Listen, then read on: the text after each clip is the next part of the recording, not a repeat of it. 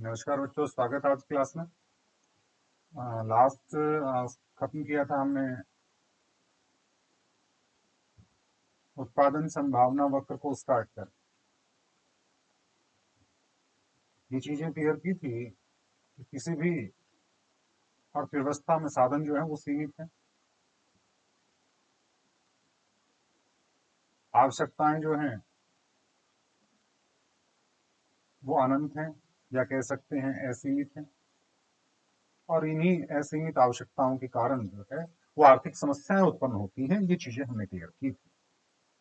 और तब बात आती है उत्पादन संभावनाओं की कि उन दिए गए साधनों की सहायता से कौन कौन से उत्पादन हम कर सकते हैं, कौन कौन से उत्पादन की संभावनाएं बनती हैं, उसकी सहायता से हम उत्पादन संभावना वक्र को डिराइव करेंगे। इसकी मान्यताओं के संदर्भ में हमने कुछ मान्यताएं लास्ट में देखी थी कि हमने पहली मान्यता देखी थी कि दो वस्तुओं का उत्पादन हो रहा है, एक्स और वाई का। उत्पादन के साधन जो हैं वो सीमित हैं, तकनीक जो है वो स्थिर है, दी हुई है। इन चीजों की बात की थी। पूर्ण रोजगार की स्थिति में है सारे साधन, साधन विशिष्ट नहीं है, यानी एक साधन को एक काम में लगा के उसके बाद में अगर दूसरे काम में लगाएं तो भी वो काम कर सकता है। जो एफिशिएंसी वो पहले काम में देगा वो एफिशिएंसी वो दूसरे काम में भी देगा, और कुशलता के साथ प्रयोग होता है साधनों का। ये बात हम कर चुके थे।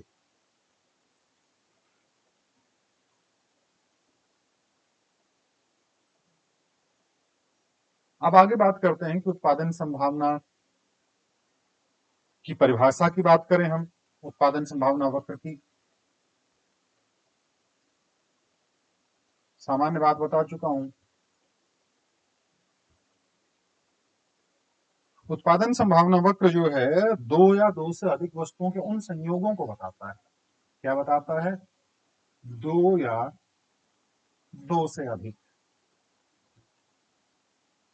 हालांकि जब वक्र की बात आती है तो दो से अधिक जो है वो उसको निगलेक्ट कर सकते हैं। हम केवल दो ले सकते हैं कि दो वस्तुओं के विभिन्न संयोगों को बताता है, विभिन्न संयोगों को बताता है।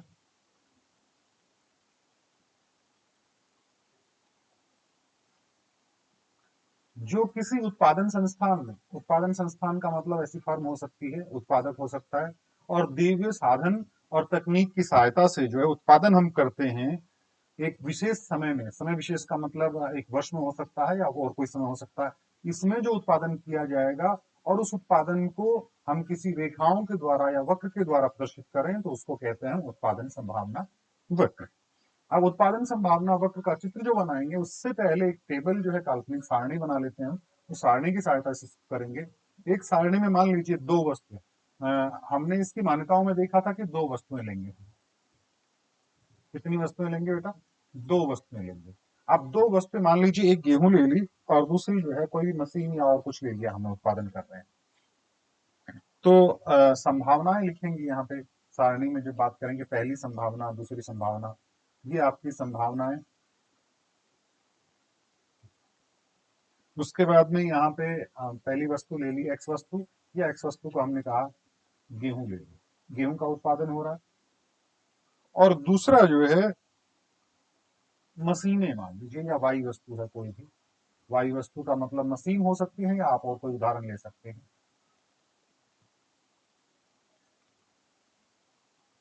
और प्रतिस्थापन की सीमांत दर जो है उसके बारे में बताऊंगा। प्रतिस्थापन की सीमांत दर क्या है? प्रतिस्थापन की सीमांत दर, एमआरएस लिखते हैं इसको। कई जगह एमआरटी भी लिखते हैं लेकिन मैं एमआरएस को ज्यादा सही मानता हूँ। मार्जिनल रेट टू सब्सटीट्यूशन, प्रतिस्थापन की सीमांत दर।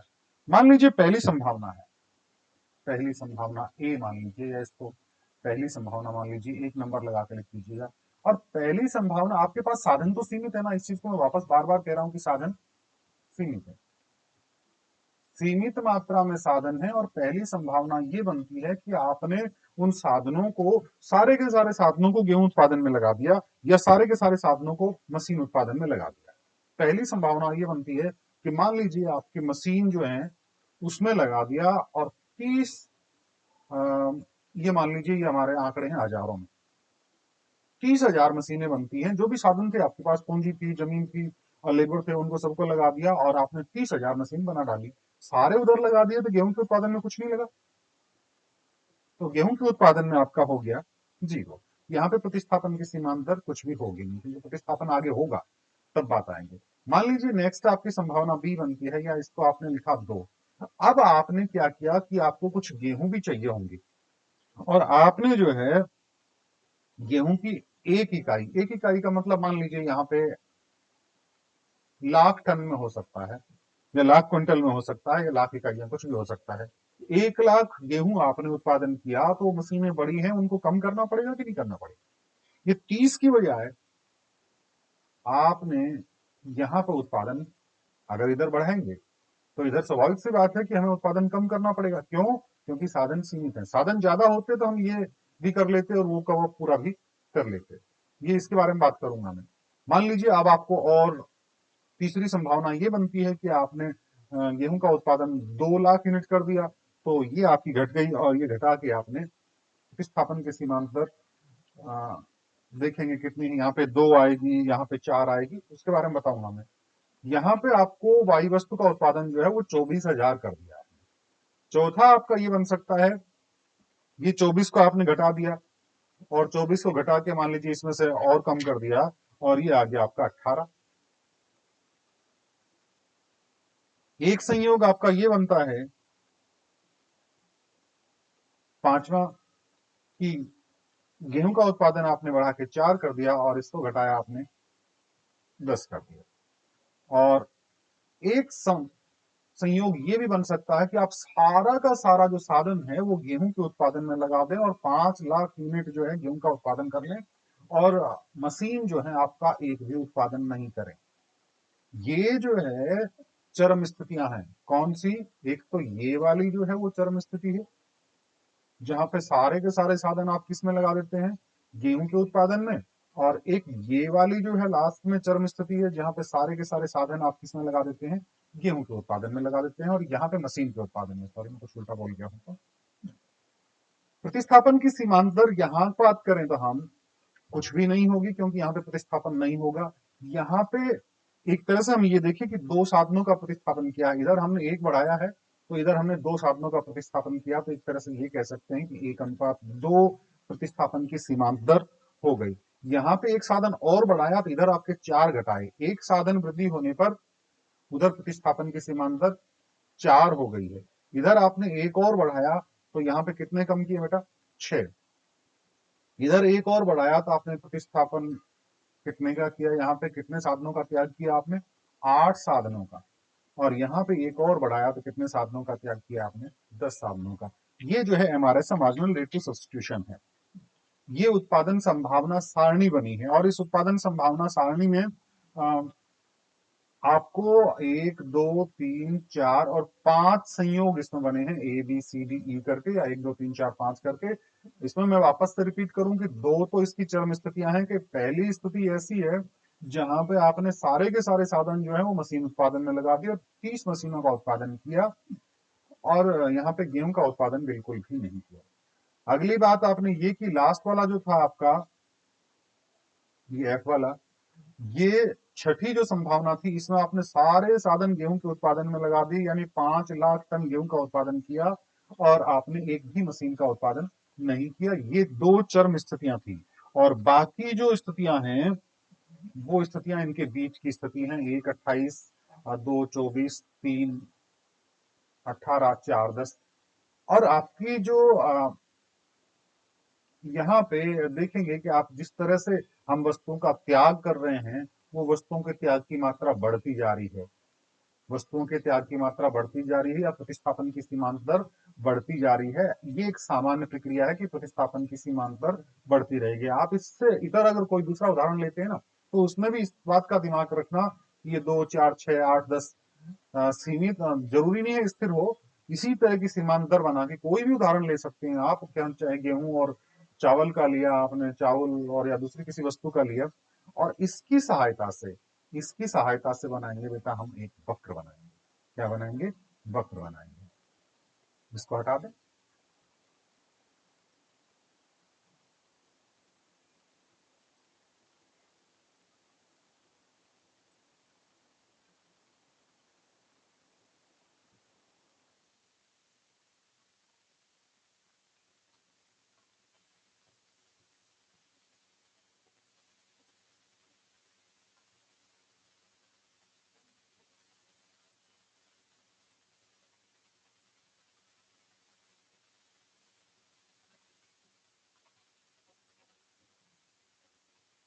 देखिए, इसके ऊपर आपने ग्राफ पे लिया, मान लीजिए गेहूं का उत्पादन लिया, और इसके ऊपर आपने उत्पादन लिया किसका, मछली।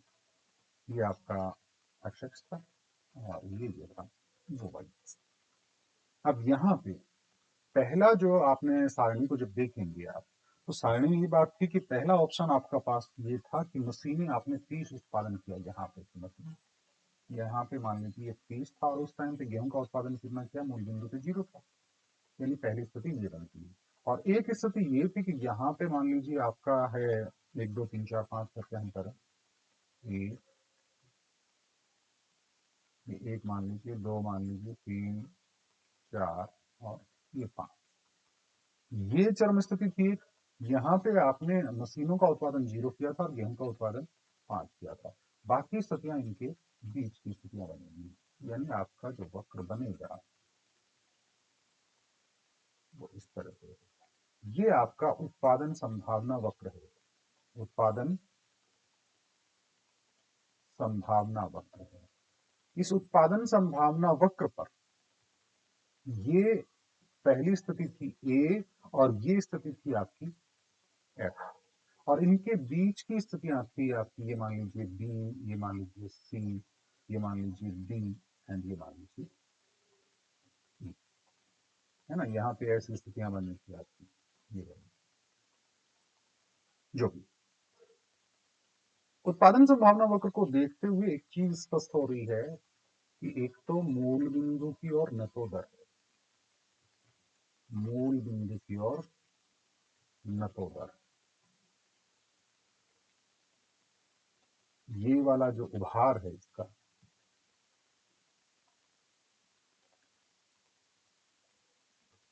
ये बाहर की ओर है। तो जिधर होता है उभार उसको कहते हैं उन्नतोदर, यानी इधर तो उन्नतोदर है, लेकिन मूल बिंदु आपका यहाँ है ना, इसकी ओर नतोदर है। इसकी बात ये आती है मूल बिंदु की ओर नतोदर आपका है। विशेषता की बात कर लें, मूल बिंदु की ओर नतोदर है। दूसरा इसका झुकाव, इसका झुकाव जो है वो किधर है, बाएं से दाएं, ये लेफ्ट है ना, ये लेफ्ट है और ये राइट है, बाएं से दाएं नीचे की ओर, बाएं से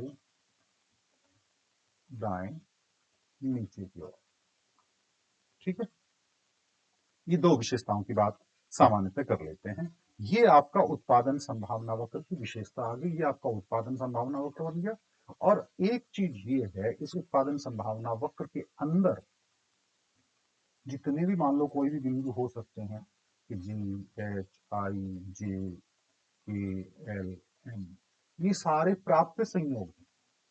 कैसे संयोग हैं, प्राप्त संयोग हैं, मतलब प्राप्त किए जा सकते हैं। इसके अंदर के सारे संयोग प्राप्त किए जा सकते हैं, लेकिन कोई भी देश की अर्थव्यवस्था ऐसा नहीं करना चाहेगी कि उनके पास संसाधन इस रेखा के ऊपर जो है वो किए जा सकते हैं और वो उसके अंदर के संयोगों को प्राप्त करेगी, कोई नहीं करना चाहेगा।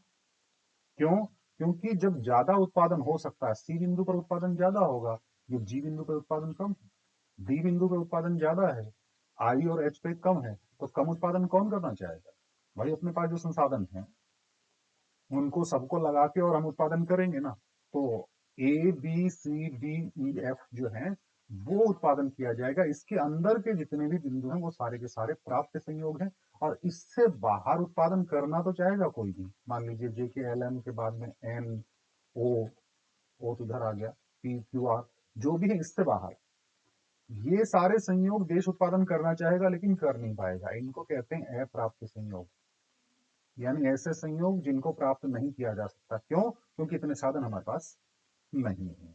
अंदर के संयोग कब हो सकते हैं, ये यहाँ पे उत्पादन कब होगा, जब हमारे साधन जो हैं वो अकुशल हों, साधन जो है पूरी तरह से एफिशिएंट नहीं हो, वो काम नहीं कर रहे हों, उनका प्रयोग कुशलतम नहीं हो रहा, तब जाके अंदर ये प्राप्त होंगे।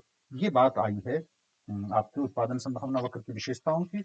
और उत्पादन संभावना वक्र की विशेषताओं के बाद में थोड़ी सी चीज आउट ऑफ सिलेबस, ये आउट ऑफ सिलेबस नहीं कह के मैं इसको थोड़ी सी गहराई की बात मोटी मोटी बताऊंगा कि आपके उत्पादन संभावना वक्र में और कई बार खिसकता है ये, कि उत्पादन संभावना वक्र कब खिसकता है। एक उत्पादन संभावना वक्र हम बना दें छोटा सा, मान लीजिए ये उत्पादन संभावना वक्र है, ज्यादा कुछ नहीं, बहुत फटाफट इसको बताऊंगा। ये आपका एक्स एक्स है और ये जो है वाई एक्स है। इस पे हमने वाई वस्तु ली थी और इस पे एक्स वस्तु ली थी।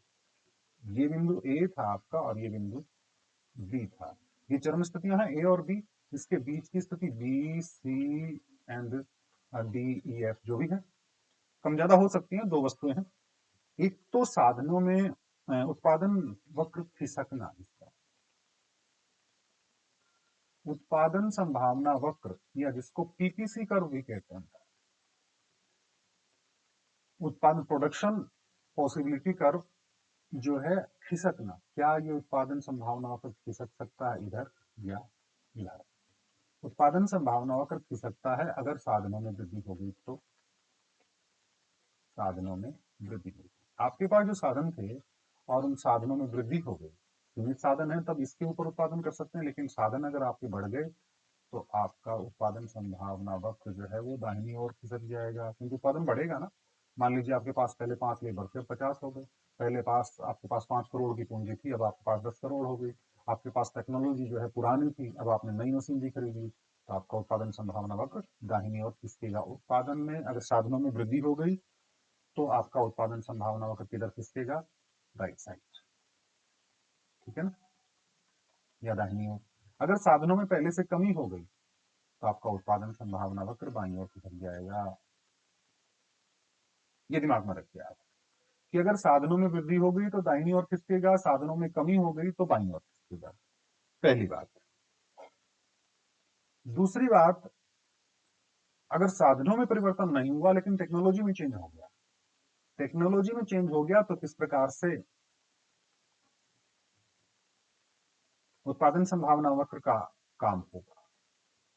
देखिए, मान लीजिए ये आपका उत्पादन संभावना वक्र है, इस पे एक्स वस्तु है आपकी और इस पे वाई वस्तु है, और ये आपका वक्र बन गया, ठीक है। थोड़ा सा ज्यादा इधर उधर हो गया, आप इसको उसी तरह से कर लें, इस प्रकार जो है यहाँ से लेते हुए लेंगे हम। अब मान लीजिए हमने पहले तो कहा साधनों में वृद्धि और साधनों में कमी से तो खिसक गया, लेकिन अगर तकनीक में चेंज हो रहा है, टेक्नोलॉजी में वृद्धि हो गई या टेक्नोलॉजी में चेंज हो गया, टेक्नोलॉजी में परिवर्तन, अब टेक्नोलॉजी में परिवर्तन अलग अलग हो सकता है। वहां पे एक्स वस्तु हमने क्या ली थी बेटा? गेहूं। और वाई वस्तु क्या ली थी? मशीन। अब सीधी सी बात है कि मशीन के उत्पादन में टेक्नोलॉजी अलग होगी और गेहूं के उत्पादन में टेक्नोलॉजी अलग होगी। मान लीजिए एक वस्तु की टेक्नोलॉजी में चेंज हो गया, गेहूं की टेक्नोलॉजी में परिवर्तन हो गया, अच्छी टेक्नोलॉजी आ गई, तो स्वाभाविक सी बात है कि गेहूं के उत्पादन में तो वृद्धि हो जाएगी। और उसकी टेक्नोलॉजी में कोई चेंज नहीं हुआ तो फिर क्या होगा? अब वक्र पूरा नहीं खिसकेगा, थोड़ा सा घूम जाएगा और थोड़ा सा घूम के किस तरह से हो जाएगा, इस तरह का वक्र जो है आपका वो हो जाएगा। यानी केवल एक्स वस्तु की जो मात्रा है उसके उत्पादन में वृद्धि हो गई, और यहाँ पे तकनीकी में परिवर्तन होते ही आपका जो उत्पादन संभावना वक्र है वो पूरा खिसकता नहीं है, केवल टर्न होता है एक साइड से। इसी तरह से मान लीजिए ये आपका वक्र है, ये आपकी एक्स वस्तु है और ये वाई वस्तु है। एक्स वस्तु की टेक्नोलॉजी में कोई चेंज नहीं हुआ, वाई वस्तु की टेक्नोलॉजी बढ़ गई, अच्छी हो गई, तो सीधी सी बात है कि वाई का उत्पादन बढ़ेगा तो ये वक्र आपका खिसकेगा, मतलब सॉरी घूमेगा। और किस तरह से घूमेगा? इस तरह से घूमेगा, यानी यहाँ पे इस तरह से घूम जाएगा यहाँ से, इसमें कोई चेंज नहीं होगा। ये तकनीक में परिवर्तन की बात आ गई। लेकिन ऐसी संभावना भी तो बनती है ना कि मान लीजिए इसकी टेक्नोलॉजी में भी चेंज कर दिया और इसकी टेक्नोलॉजी में भी चेंज कर दिया, और जब ऐसी टेक्नोलॉजी में चेंज करेंगे ना तब क्या होगा? तब ये होगा कि मान लीजिए ये आपका ये है और ये एक्स वस्तु है और ये वाई वस्तु है। हमने वाई की तकनीक में भी चेंज कर दिया और एक्स की तकनीक में भी चेंज कर दिया, तो सीधी सी बात है कि वाई के उत्पादन में भी वृद्धि होगी और एक्स के उत्पादन में भी वृद्धि होगी, और दोनों ही खिसकेंगे। तो बिल्कुल जैसे साधनों में वृद्धि के कारण हुआ था ना, वैसा का वैसा आपका उत्पादन संभावना वक्र जो है बन जाएगा, यानी खिसक जाएगा। सीधी सी बात। अगर इसकी टेक्नोलॉजी में चेंज हुआ, इसकी टेक्नोलॉजी में चेंज हुआ तो इधर। और ये तो हम सोच ही नहीं सकते कि तकनीक जो है समय के साथ कमजोर होगी। हाँ, अगर हो जाती है किसी कारण से तो आपका वक्र जो है वो इधर भी खिसक सकता है, लेकिन हम यही मान के चलते हैं कि समय के साथ टेक्नोलॉजी जो है वो एडवांस होती जाती है और उत्पादन में वृद्धि होती जाएगी, इसलिए हमने ये माना था कि आपका इधर किसकेगा। सीधी सी बात थी, शायद समझ में आ गई। ये उत्पादन संभावना वक्र की बात आपके पास आई और इन उत्पादन संभावना वक्रों की सहायता से अर्थव्यवस्था की जो केंद्रीय समस्याएं हैं उनका निराकरण किया जाता है। ठीक है, अब बात आती है, एक मिनट, उत्पादन संभावना वक्र के साथ साथ एक आपकी किताब में नाम आएगा सीमांत उत्पादन संभावना। उत्पादन संभावना की बात करें या सीमांत उत्पादन संभावना की बात करें, बात लगभग एक जैसी है। सीमांत में बस इतना ही है कि आपने एक वस्तु की जो अतिरिक्त इकाई वृद्धि की है, मान लीजिए 1 2 3 इस तरह से की है, केवल एक एक का चेंज इसमें होगा। जैसे आपने उसमें किया था ना, जैसे आपने गेहूं का उत्पादन एक अतिरिक्त इकाई बढ़ाने के लिए दूसरी वस्तु के उत्पादन में आपको ये कह सकते हैं कि 28 किया था, एक एक बढ़ाने पर दूसरी वस्तुओं का त्याग करना पड़ता है, तो वो आपकी सीमांत उत्पादन संभावना है। यहाँ पे एक एक अतिरिक्त इकाई होगी। अगर यहाँ पे 0 2 4 6 है तो उसको केवल उत्पादन संभावना कह देंगे। अगर एक एक इकाई में वृद्धि हो रही है तो इसको कहेंगे हम सीमांत उत्पादन संभावना वक्र। यानी कहने का मतलब लगभग एक जैसी स्थिति हम इसमें करते हैं। अब बात आती है अवसर लागत की।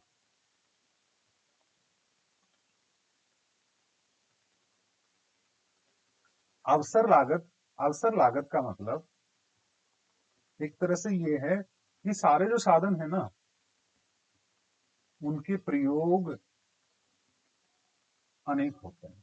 साधनों के प्रयोग अनेक होते हैं। मान लीजिए एक प्रयोग है, कोई व्यक्ति टीचिंग का काम करता है ना?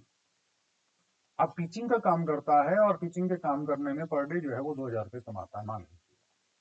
और वो ही टीचर अगर एज ए ड्राइवर काम करने लग गया, उसको ड्राइविंग का स्किल भी उसके पास है, तो हो सकता है वो कुछ और कमाए। तो एक तरह से ये कह सकते हैं कि जो टीचिंग का काम छोड़ के ड्राइवर के जॉब में जाएगा तो जितनी लागत उसकी छोड़नी पड़ेगी वो उसकी अवसर लागत, वो उसकी अवसर लागत है। यानी अवसर लागत वो है कि जो किसी भी साधन को अपने वर्तमान काम में लगे रहने के लिए प्रेरित कर रही है, कि उसको 2000 रुपये दिख रहे हैं तो वो उसकी अवसर लागत है। और अगर सीमांत अवसर लागत, अवसर लागत में भी दूसरा शब्द आएगा सीमांत अवसर लागत। तो सीमांत अवसर लागत का भी वही मतलब है कि अगर किसी एक अतिरिक्त इकाई की जो वृद्धि कर दें हम उत्पादन में, तो दूसरी वस्तु की जितनी मात्राओं का त्याग करना पड़ेगा, दूसरी वस्तु की जितनी मात्राओं का त्याग करना पड़ेगा, तो वो आपकी जो है सीमांत अवसर लागत कहलाती है। एक एग्जाम्पल के जरिए हम इसको देखें। मान लीजिए एक साधन है, उस साधन की लागत की बात करेंगे कि एक साधन है, उसकी उत्पादन संभावना बिल्कुल उसी की तरह से देख रहे थे, ABCDE। और इस साधन में जो है एक्स वस्तु का उत्पादन हमने किया 0 1 2 3 4 5, मान लीजिए एफ तक है। और दूसरी वस्तु जो थी वाई वस्तु, उसका उत्पादन हमने किया, वो पहले वाला एग्जाम्पल भी आप ले सकते हैं गेहूं मशीन वाला, उसमें भी जो MRS आ रही थी बिल्कुल अवसर लागत की तरह से आ रही थी। हालांकि इसका मतलब ये नहीं है कि प्रतिस्थापन की सीमांत दर और अवसर लागत एक ही बात है, दोनों की परिभाषाएं अलग अलग हैं, लेकिन वहां पे आंकड़े समान प्राप्त हो रहे हैं। 15 14 12 9 और 5 और 3। अब सीमांत अवसर लागत की बात ये करें कि अगर एक्स की मात्रा, एक साधन जो है वो उसके पास वो साधन लगा रखा है और एक्स की 0 उत्पादन कर रहा है और वाई की जो 15 उत्पादन कर रहा है, यहाँ पे हमने एक उत्पादन जो है बढ़ा दिया इसका। एक अतिरिक्त इकाई बढ़ाने पर दूसरे की जितनी मात्रा का त्याग करना पड़ेगा, यहाँ पे कितनी मात्रा का त्याग करना पड़ता है, एक। तो यहाँ पे अवसर लागत जो है वो एक है इसके लिए।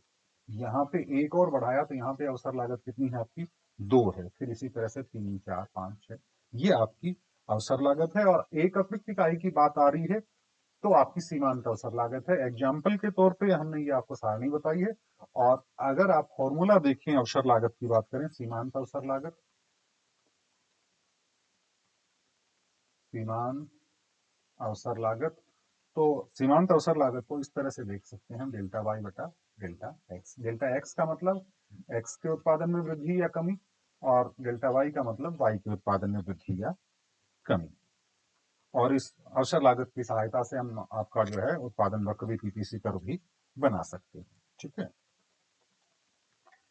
अब आज इसको पूरा करेंगे, ज्यादा नहीं बचा है, 10 मिनट का और बचा, 10 मिनट करेंगे। अर्थव्यवस्था की बात जब आती है तो दो प्रकार की अर्थव्यवस्थाएं आपके सिलेबस में दी हुई हैं। अर्थव्यवस्था के दो प्रकार, अर्थव्यवस्था के दो प्रकार। पहला बाजार अर्थव्यवस्था,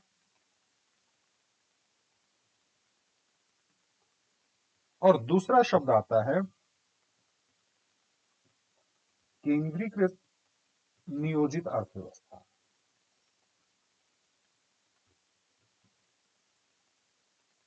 केंद्रीकृत नियोजित अर्थव्यवस्था, दो प्रकार की अर्थव्यवस्थाएं हैं। पहली बात करते हैं हम बाजार अर्थव्यवस्था की। बाजार अर्थव्यवस्था जैसे इसके नाम से पता है, इसकी सारा मैकेनिज्म जो है वो बाजार डिसाइड करता है। बाजार अर्थव्यवस्था की सारी जो कार्यप्रणाली है वो बाजार हैंडल करता है। इसकी विशेषताओं की बात करें, बाजार हैंडल करने का मतलब उत्पादन के जितने भी साधन हैं, उत्पादन के जितने भी साधन हैं उनके मालिक कौन है? निजी हाथों में होता है। उनका स्वामित्व कहें, उनका नियंत्रण कहें, उनका प्रचालन कहें, उनका संचालन कहें, सब निजी हाथों में। उत्पादन के जितने भी साधन हैं वो लगाने वाले, उनको चलाने वाले, उनको सैलरी देने वाले, उनसे लाभ कमाने वाले, सब कौन होते हैं? निजी हाथों में होते हैं।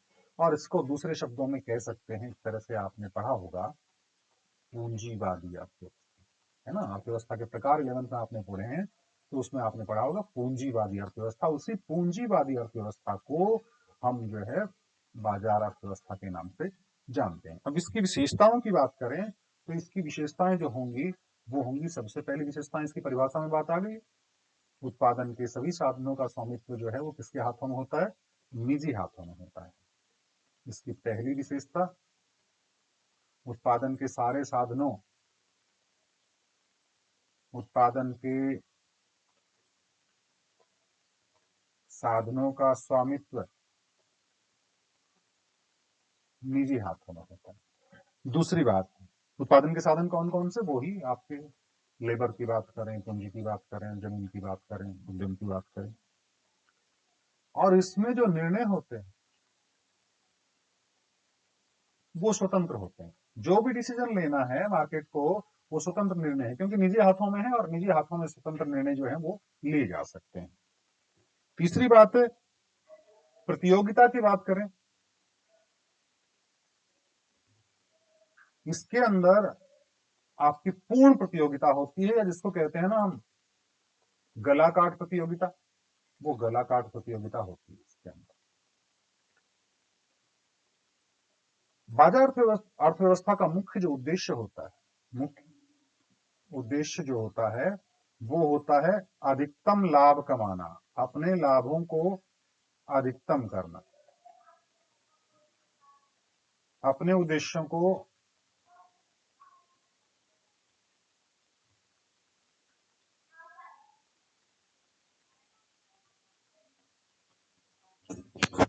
बेटा आवाज मत करो।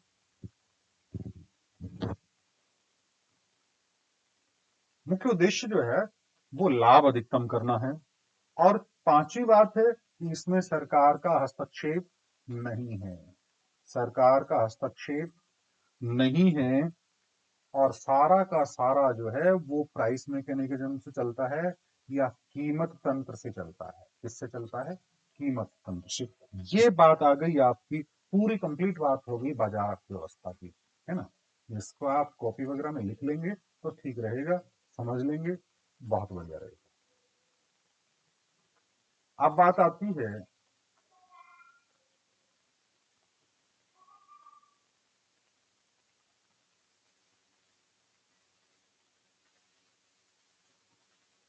केंद्रीकृत अर्थव्यवस्था की, या केंद्रीय रूप से नियोजित अर्थव्यवस्था की। केंद्रीकृत नियोजित इकोनॉमी या केंद्रीकृत नियोजित अर्थव्यवस्था, जिसको सामान्यतः दूसरे शब्दों में हमने कहा था ना समाजवादी अर्थव्यवस्था, उसका मिलता जुलता सा स्वरूप। ये अर्थव्यवस्था ऐसी है जिसमें उत्पादन के जितने भी साधन है, उत्पादन के साधन हैं, उनका स्वामित्व किसका होता है? यहाँ पे निजी हाथों में नहीं होता है। यहाँ पे उत्पादन के साधनों का स्वामित्व किसका होता है? सरकार का होता है। ठीक है, ऐसी अर्थव्यवस्था जिसपे सरकार का नियंत्रण होता है। आर्थिक क्रियाओं संबंधी जितने भी डिसीजन लेने होते हैं वो सारे के सारे किसके द्वारा लिए जाते हैं? गवर्नमेंट के द्वारा लिए जाते हैं। या कोई भी केंद्रीय सत्ता हो सकती है, वो सरकार नहीं हो कि कुछ और हो, तो वो जो है केंद्रीकृत होता है। यानी जहां पे सरकार नहीं हो कि मान लीजिए कहाँ पे लोकतंत्र हो ही नहीं, जहाँ पे राजतंत्र हो तो वहां का राजा जो है डिसीजन लेगा, तो वो भी एक तरह से केंद्रीकृत नियोजित अर्थव्यवस्था कहलाएगी, क्योंकि वहां पे डिसीजन किसको लेने होते हैं? राजा को लेने होते हैं। ये आपके केंद्रीकृत अर्थव्यवस्था की बात आती है। इसकी विशेषताएं जो है, उत्पादन के साधनों का स्वामित्व सरकार के पास होता है। निर्णय लेने वाला कौन होता है? सरकार होता है। प्रतियोगिता का स्तर, आप सोचिए, क्या प्रतियोगिता का स्तर होगा? नहीं होगा, क्योंकि डिसीजन किसको लेना है? गवर्नमेंट को लेना है। और गवर्नमेंट को डिसीजन लेना है तो उसको किस चीज की जरूरत है वो उतना ही उत्पादन करेगी, उसमें प्रतियोगिता नाम की कोई चीज नहीं होगी। वहां पे एक उद्देश्य होता है लाभ कमाना, यहाँ पे लाभ कमाना उद्देश्य नहीं होगा। तो सरकार का उद्देश्य होता है कि लाभ नहीं कमाया जाए, जनता का कल्याण हो। यानी यहाँ पे उद्देश्य जो है वो जनता का कल्याण होता है। और समस्त निर्णय जो है वो सरकार द्वारा या केंद्रीकृत जो सत्ता है उसके द्वारा, या कह सकते हैं कि जो भी केंद्र का नियोजित तंत्र है उसके द्वारा डिसीजन जो है वो लिए जाते हैं। ये बात आपके दोनों की आ गई। अंतर की बात करें तो जो हमने दोनों की विशेषताएं पढ़ी हैं उनको दो अलग अलग जगह पे आप लिख दें, वो इनके अंतर हो गए, है ना। कोई बहुत ज्यादा आपको सोचने की जरूरत नहीं है कि अंतर का प्रश्न अलग से बनेगा, लेकिन अगर आप लिखना चाहें तो आप लिख सकते हैं इनके अंतर बिल्कुल उसी तरह से। जैसे अंतर आप लिखेंगे तो सबसे पहले ये है कि ये स्वतंत्र अर्थव्यवस्था है, बाजार अर्थव्यवस्था की, और ये जो है सरकारी नियंत्रण की है। अगर केंद्रीकृत की बात करें तो ये सरकारी नियंत्रण है, और वो जो अर्थव्यवस्था है वो आपकी स्वतंत्र है। यहाँ पे जितने भी उत्पादन के साधन हैं वो निजी स्वामित्व है, और यहाँ पे किसका स्वामित्व होता है?